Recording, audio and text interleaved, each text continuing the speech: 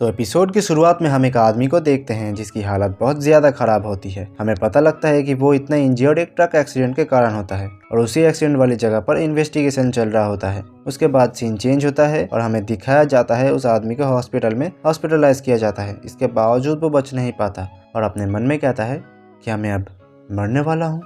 लेकिन तभी हम देखते हैं वो अपनी आंखें खोलता है और उसे एक तेज़ रोशनी दिखती है। वो सोचता है कि शायद वो मर चुका है, पर तभी उसकी नज़र पास के कपल पर जाती है। वो कपल बहुत ज़्यादा खुश दिखते हैं। हमें पता लगता है कि जिस आदमी ने ट्रक एक्सीडेंट पर अपनी जान गंवा दी थी उसने फिर से जन्म लिया है। समझाने जैसी बात में कहूँ तो उसने पुनर्जन्म लिया है और उसकी मेंटालिटी अब भी एक एडल्ट जैसी होती है और शायद इसी कारण से वो उस औरत के ब्रेस्ट को टच करने की कोशिश करता है। जब वो अपने हाथ को आगे बढ़ाता है तो उसकी नज़र अपने हाथ पर जाती है तो वो देखता है उसके हाथ एक छोटे बच्चे जैसे हैं। इतना देखकर वो समझ जाता है कि वो एक बच्चे के रूप में फिर से रिइंकार्नेट हुआ है और साथ ही साथ वो कपल और कोई नहीं बल्कि उसके नए माता पिता होते हैं। फिर वो अपने मन में कहता है पॉल और जेनिथ, इन्हें देखकर तो ये मुझे मिड 20s के लगते हैं। मेरी एज 34 है, इस हिसाब से तो ये दोनों मेरे सामने बच्चे हुए। तभी पॉल जेनिथ के साथ अपनी रातें हसीन करने लगता है और ये देखकर हमारा मेन कैरेक्टर कहता है मुझे इनसे जलन हो रही है। ये लोग ऐसी उम्र में बच्चे पैदा कर रहे हैं। जो भी हो, ब्रेस्ट फीडिंग के मजे तो ले पाऊंगा। उसके बाद हम दूसरा सीन देखते हैं जिसमें वो बेबी इधर उधर घूम रहा होता है। उसकी मम्मी उसे पुकार लगाती है रूडी रूडी रूडी एस कहाँ हो। इस सीन से हमें पता चलता है कि उस न्यूबॉर्न बेबी का नाम उसके पेरेंट्स रूडीएस रखते हैं। रूडीएस जेनिथ की पुकार सुन रहा होता है पर इग्नोर कर देता है। फिर हमारा मेन कैरेक्टर एक टोकरी के पास जाता है और उससे एक अंडरवेयर निकालकर उसे अश्लील तरीके से सूंघने लगता है। उसे अपने चेहरे पे पहनने के बाद उसकी नज़र उसके घर की मेड पर जाती है जिसे देखकर वो कहता है ये है हमारे घर की मेड और इसका नाम है लिलिया। उसके बाद वो उसके ब्रेस्ट की तरफ देखकर कहता है इसके पास काफ़ी बढ़िया माल है। वो पहले से भी ज़्यादा अश्लील मुस्कान देता है। लिलिया भी उसकी वो स्माइल नोटिस कर लेती है पर तभी जेनिथ वहाँ आकर रूडियस को अपनी गोद में लेती है और उसके चेहरे से वो अंडरवेयर निकाल कर कहती है रूडियस इसे यहाँ नहीं पहनते। लेकिन तभी हम देखते हैं कि लिलिया जेनिथ से रूडियस की अश्लील मुस्कान के बारे में कुछ कहने की कोशिश करती है, हालांकि वो कह नहीं पाती और हिचकिचाते हुए कुछ और ही कह बोल देती है मिस जेनिथ, मुझे लगता है कि यंग मास्टर को किसी मॉन्स्टर ने काबू कर लिया है और ऐसी बात करने के लिए वो माफ़ी मांगती है। फिर सीन चेंज होता है जिसमें रूडियस अपने घर की बुराई कर रहा होता है और कहता है ये घर शायद 90s के ज़माने का है, न गैस है न बिजली।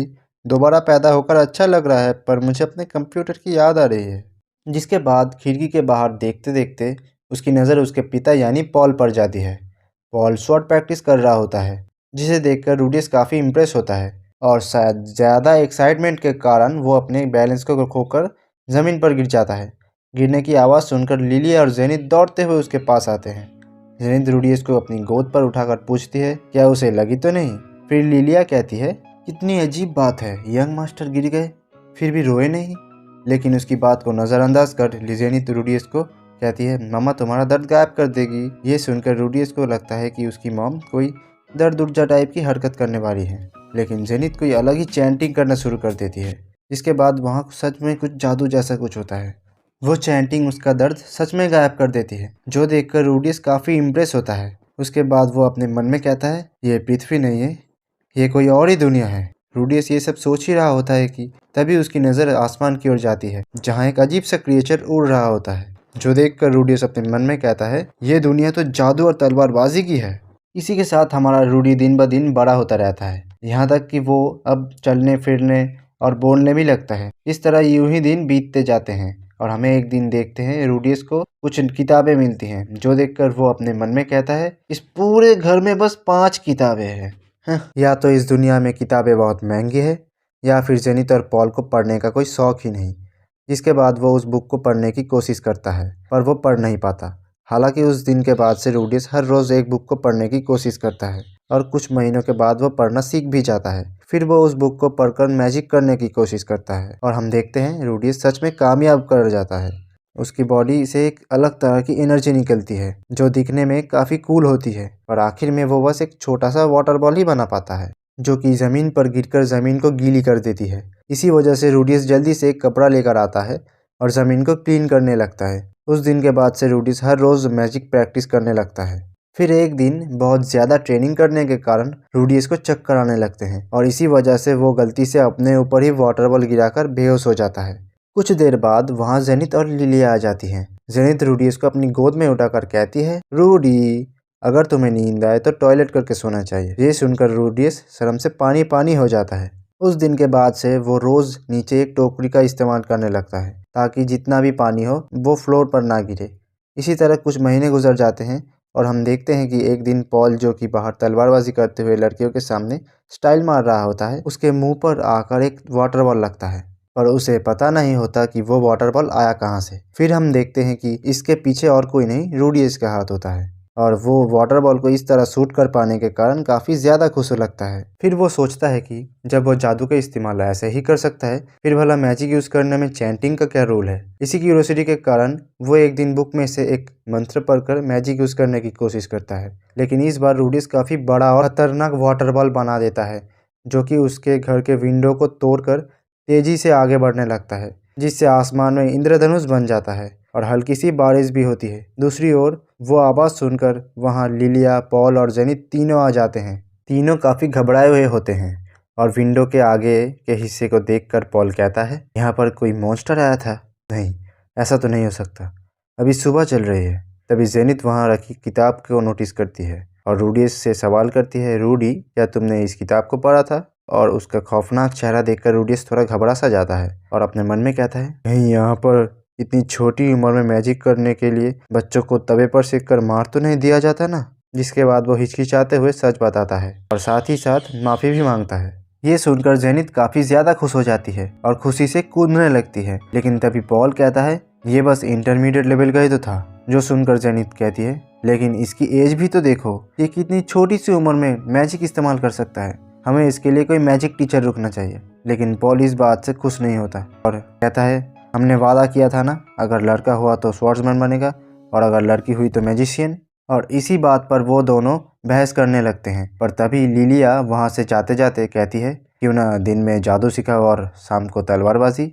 और इसी के साथ हम देखते हैं दोनों का झगड़ा खत्म हो जाता है और वो आपस में गले मिलकर कहते हैं, हमें बच्चे के सामने ऐसे नहीं झगड़ना चाहिए। इसके बाद वो एक मैजिक टीचर को बुलाते हैं जो उम्र में काफ़ी ज़्यादा छोटी लगती है। फिर पॉल और जेनिथ उससे कहते हैं, क्या आप ही हैं मैजिक टीचर? जो सुनकर वो लड़की हाँ कहती है और अपना नाम रॉक्सी बताती है। रॉक्सी को देखकर रूडियस कहता है, ये कितनी छोटी है। इसके जवाब में रॉक्सी कहती है, ये मैं उससे नहीं सुनना चाहती जो खुद ही इतना छोटा है। जिसके बाद रूडियस अपनी मन में कहता है, ये काफ़ी चिड़चिड़ी लगती है, मैंने तो अभी इसके ब्रेस्ट के बारे में कुछ कहा भी नहीं। इसके बाद रॉक्सी स्टूडेंट के बारे में पूछने लगती है, जो सुनकर पॉल और जेनिथ हमारे मेन कैरेक्टर की ओर इशारा करते हैं। और रॉक्सी ये देखकर धीरे से कहती है, कुछ बच्चों में शुरुआती जादू की असर ही देखकर कुछ बेवकूफ़ मम्मी पापा को लगता है कि उनका बच्चा कहीं का 30 मार खान है। और रूडियस ये बात सुन लेता है और अपने मन में कहता है, ये जानती तो है कि हम इसे सुन सकते हैं। जिसके बाद रॉक्सी पॉल और जेनिथ को समझाने की काफ़ी कोशिश करती है कि उनका बच्चा अभी काफ़ी छोटा है, वो मैजिक थ्योरी वगैरह नहीं समझ पाएगा। काफ़ी देर तक समझाने के बाद भी ना समझने पर रॉक्सी हार मानकर कहती है, हाँ मैं अपनी पूरी कोशिश करूँगी।